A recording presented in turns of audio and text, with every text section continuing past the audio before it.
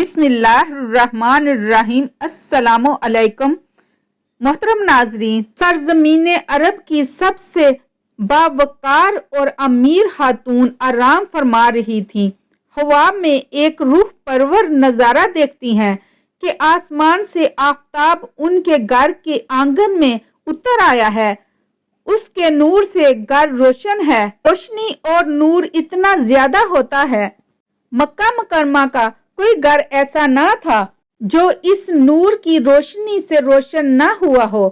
اس خوبصورت حباب سے وہ جب بیدار ہوتی ہیں تو خوشگوار حیرت میں مبتلا ہوتی ہیں کہ بہت اچھا اور عجیب و غریب حباب تھا۔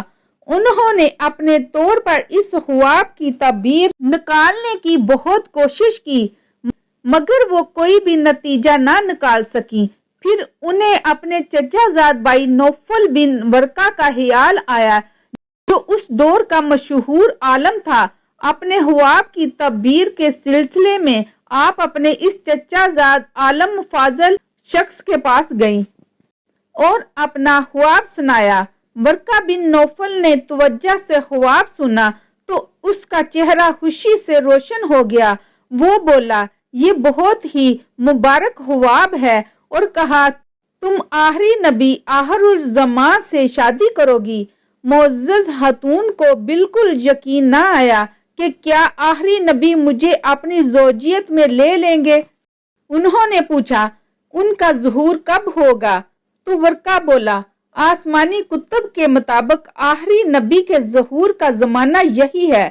حباب کی تعبیر سن کر آپ واپس آ گئیں۔ حباب کی تعبیر سن کر آپ کے اندر خوشی و انصبات کی لہریں اٹھ رہی تھیں، کیونکہ وہ اتنی بڑی سعادت کا تصور بھی نہیں کر سکتی تھی۔ کائنات کی اس عظیم خاتون کا نام حضرت خدیجہ بنت خویلد رضی اللہ تعالی عنہا تھا، جو سرزمین عرب کی ارب پتی خاتون تھی۔ آپ حسین و جمیل، عالی نسل اور رئیسہ تھیں۔ قریش کے اکابرین و اشراف آپ کو کئی بار نکاح کی درخواست کر چکے تھے، لیکن آپ ہر بار انکار کر دیتی۔ آپ کی ولادت 15 سال قبل عام الفیل قبیلہ بنو اسد میں ہوئی، جو قریش کی ایک نہایت معزز شاخ تھی۔ ان کے والد خویلد بن اسد عرب کے امیر ترین انسانوں میں سے ایک تھے۔ انہی دنوں میں جنگ حرب الفجار شروع ہوئی۔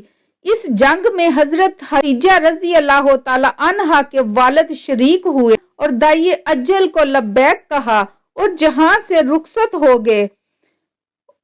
خاندانی پیشہ تجارت تھا۔ باپ کے مرنے کے بعد حضرت خدیجہ رضی اللہ تعالی عنہا نے کاروبار میں دلچسپی لینی شروع کر دی۔ ان دنوں حضرت محمد بن عبداللہ صلی اللہ علیہ وآلہ وسلم کے پاکیزہ اخلاق کی گواہی مکہ کی ہر گلی و کوچہ دے رہا تھا۔ آپ صلی اللہ علیہ وآلہ وسلم کو امین کے لقب سے پکارا جاتا۔ حضرت خدیجہ رضی اللہ تعالی عنہا کی عقیدت نواز نگاہیں بھی کسی ایسے ہی اعلیٰ فرد مقدس کی جستجو میں تھیں۔ بسط ادب سامان تجارت ملک شام لے جانے کے لیے درخواست کی۔ آپ صلی اللہ علیہ وآلہ وسلم کے چچا ابو طالب کے ذریعے معاملہ طے پا گیا۔ حضرت خدیجہ رضی اللہ تعالی عنہا کا غلام میسرہ بھی ساتھ تھا۔ اس تجارت سے پہلے کی نسبت دگنا منافع ہوا۔ واپسی پر غلام میسرہ کے کہنے پر نبی کریم صلی اللہ علیہ وآلہ وسلم حضرت خدیجہ کو ملنے گئے تاکہ نفع کے بارے میں بتا سکیں۔ ظہر کا وقت تھا۔ حضرت خدیجہ رضی اللہ تعالی عنہا دوسری عورتوں کے ہمراہ بالا خانے میں بیٹھی تھیں۔ دیکھا کہ حضرت محمد بن عبداللہ صلی اللہ علیہ وآلہ وسلم اپنے اونٹ پر تشریف لا رہے ہیں اور 2 فرشتے ادھر ادھر سایہ کیے ہوئے ہیں۔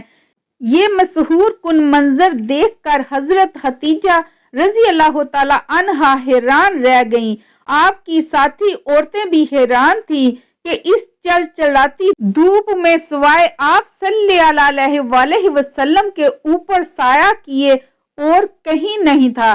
جب آپ صلی اللہ علیہ وآلہ وسلم آئے تو حضرت خدیجہ رضی اللہ تعالی عنہا نے دروازے پر استقبال کیا اور خوش آمدید کہا تو نبی کریم صلی اللہ علیہ وآلہ وسلم نے سفر شام اور تجارتی منافع سے متعلق گفتگو کی۔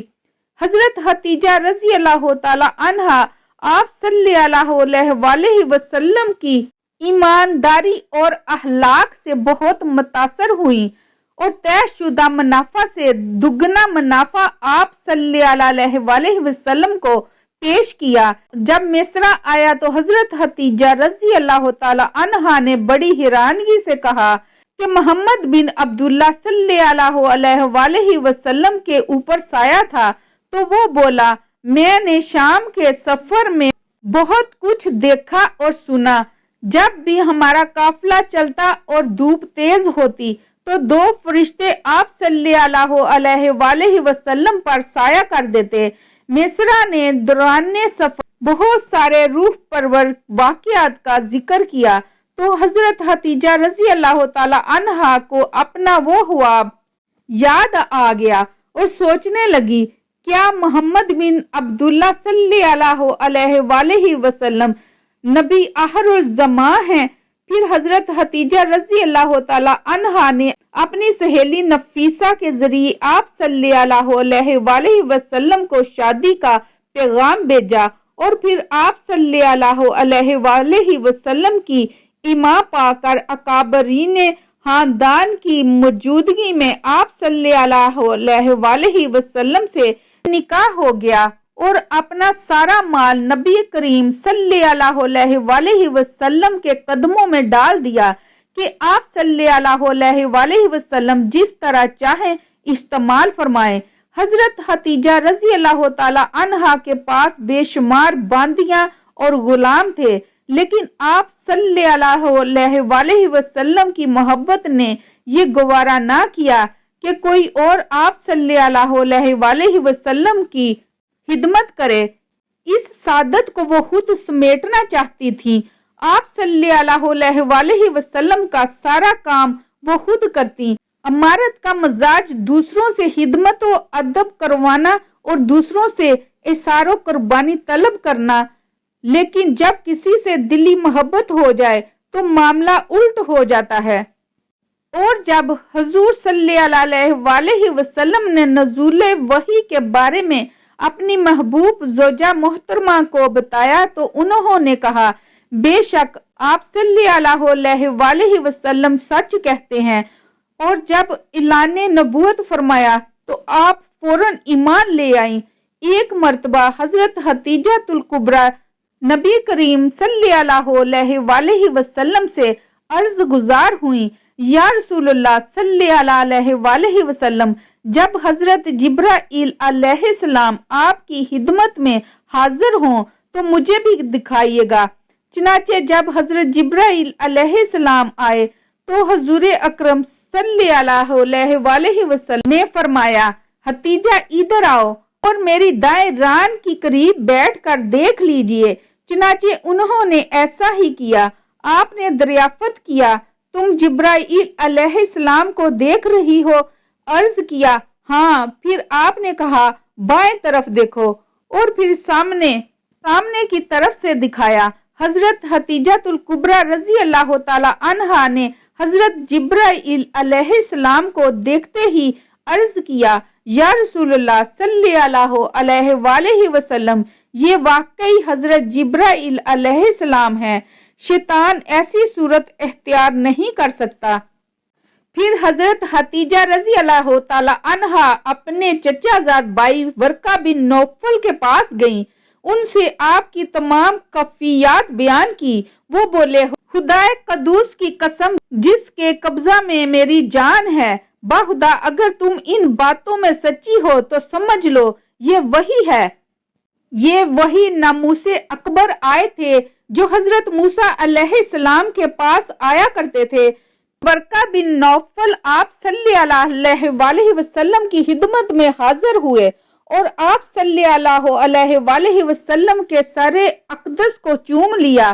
اعلان نبوت کے 7ویں سال बात नबवी में कफारे मक्का ने जब देखा कि रोज बरोज मुसलमानों की तादाद बढ़ती जा रही है, हजरत अमीर हमजा और हजरत उमर फारूक रजी अल्लाह तआला अन्हो जैसे बहादरान कुरैश भी दामने इस्लाम में आ गए, तो गैज़ो गजब में ये लोग आपे से बाहर हो गए और तमाम सरदाराने कुरैश और मक्का के दूसरे कुफ्फार ने ये स्कीम बनाई कि हुजूर सल्लल्लाहु अलैहि वसल्लम और आपके खानदान का मुकम्मल बायकाट कर दिया जाए और इन लोगों को किसी तंगो तारीक जगह में महसूर करके इनका दाना पानी बंद कर दिया जाए, ताकि ये लोग मुकम्मल तौर पर तबाह बर्बाद हो जाएं।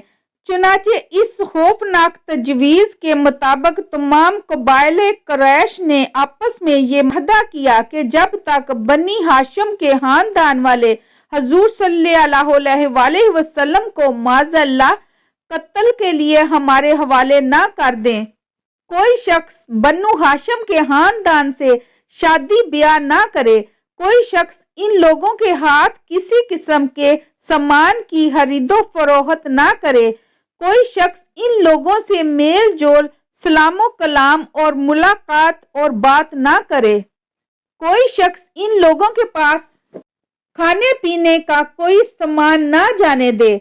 मंसूर बिन अकरमा ने इस माहदा को देखा और तमाम सरदाराने कुरैश ने इस पर दस्तखत करके इस दस्तावेज को काबा के अंदर अवेजा कर दिया।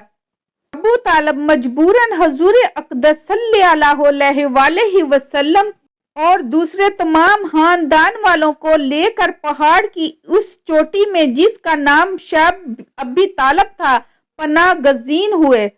अबू लहब के सिवा खानदान बनु हाशिम के काफरों ने भी खानदानी हमायत और पासदारी की बिना पर इस मामला में हुजूर सल्लल्लाहु अलैहि वसल्लम का साथ दिया और सब के सब पहाड़ के उस तंगो तारीख दर्रा में महसूर रहकर कैदियों की जिंदगी बसर करने लगे और सब के सब पहाड़ के उस तंगो तारीख दुर्रा में महसूर रहकर कैदियों की जिंदगी बसर करने लगे।